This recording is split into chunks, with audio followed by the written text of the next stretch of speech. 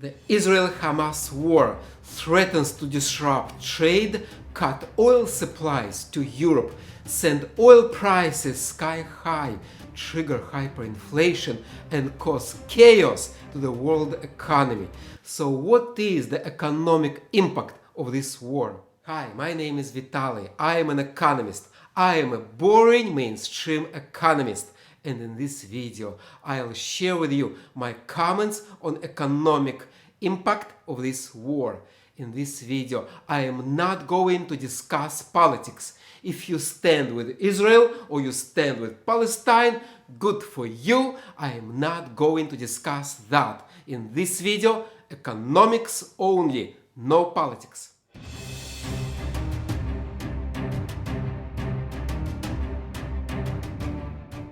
The Western politicians and corporations care about one thing and one thing only: money. In this case, prices. More specifically, prices for oil. So the main worry, the main concern of the Western world was: will this war boost oil prices? Will this conflict send oil prices into stratosphere? Is it a new 1974, when high oil prices wreaked havoc to the world economy?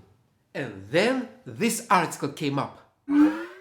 Saudi Arabia is willing to raise oil output to help secure Israel deal. After this article, the West breathed a sigh of relief. Phew! Saudi Arabia will save us all. Saudi Arabia to the rescue if things get worse. Saudi Arabia will boost oil production, it will push prices down, and will live happily ever after. No, this article shows you how the mainstream media, fake news, works. The Wall Street Journal proclaims in big bold letters that Saudi Arabia promises to raise oil output to secure an Israel deal. By the way, what deal? Nobody knows, nobody cares. But look at the second sentence.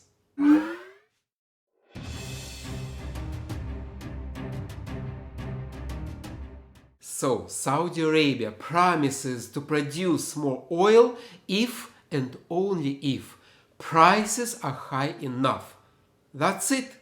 It's just economics, no politics. In economics, it's called the law of supply. If prices rise, producers want to sell more. This is something students of economics learn in their third class of introductory economics, economics for babies. Law of supply, there is nothing new. So yes, if prices are high enough, Saudi Arabia will produce more oil, and every other oil-producing country will produce more oil. Even the United States will. The last part of this sentence: to win goodwill in Congress. Why would Saudi Arabia want to win goodwill of the US Congress? It makes no sense. Do you know what Saudi Arabia cares about? Saudi Arabia cares about Saudi Arabia. So at the end of the day, the leaders of Saudi Arabia will do what's best for Saudi Arabia, regardless the United States likes it or not. According to US media reports, the leaders of Saudi Arabia and the UAE are not answering Biden's calls. When did that happen? And if you read this article, you will see that Saudi leaders made it clear that the markets will guide their decisions. Markets, not the US Congress. So let's put the topic of Saudi Arabia aside and focus on Israel. What already happened is Israel shut down its gas field in Tamar, and there is another gas field called Leviathan, the giant gas field. And there was a project to connect Israel and Europe. That pipeline would have connected Israel, Cyprus and Italy. How did they plan to connect two troubled regions, the Middle East and Cyprus? I have no idea. and that project went nowhere. And right now, with this current war, we can safely assume that this project will not happen until there is peace in Middle East. Speaking about pipelines, there is another project, IMEEC, India, Middle East, Europe Economic Corridor, the massive project that was supposed to boost integration of Asia, Middle East and Europe.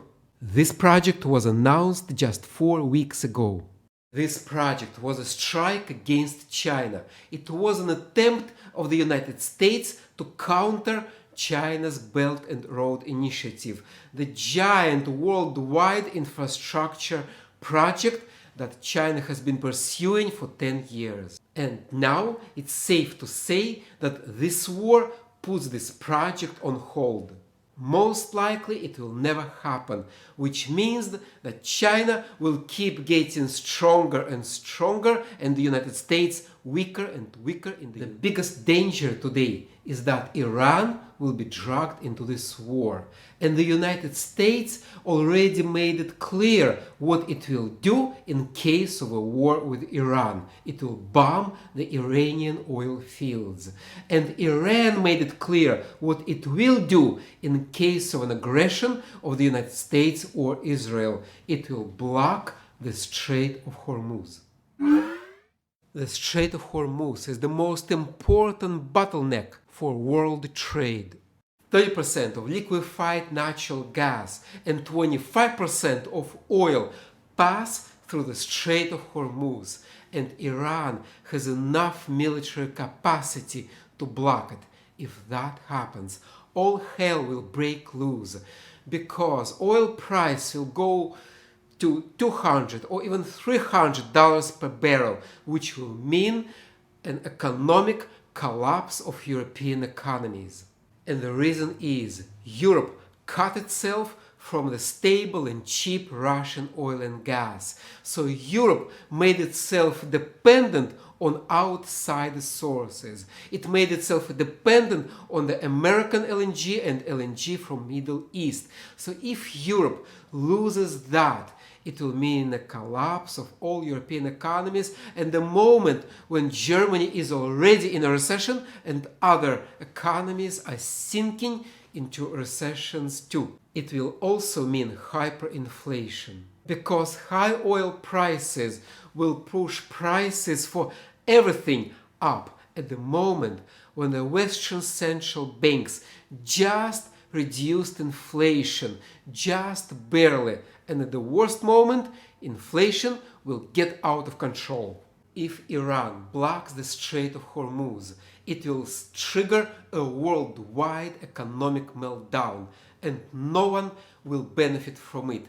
That's why I believe it will not happen. But even though I think it will not happen, even though I stay optimistic, wars have a logic of their own. If Israel and the United States take actions against Iran, Iran will have no choice but to block the Strait of Hormuz.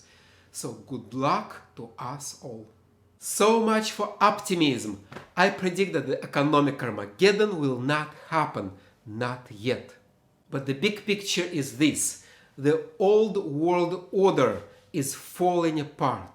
The current world order is based on trade, globalization, and the economic power of the United States. And it's over. There is no going back. What do you think? Will this war trigger a worldwide economic meltdown, or will get lucky? Put your comment below, stay tuned for economic updates, and I'll talk to you next time.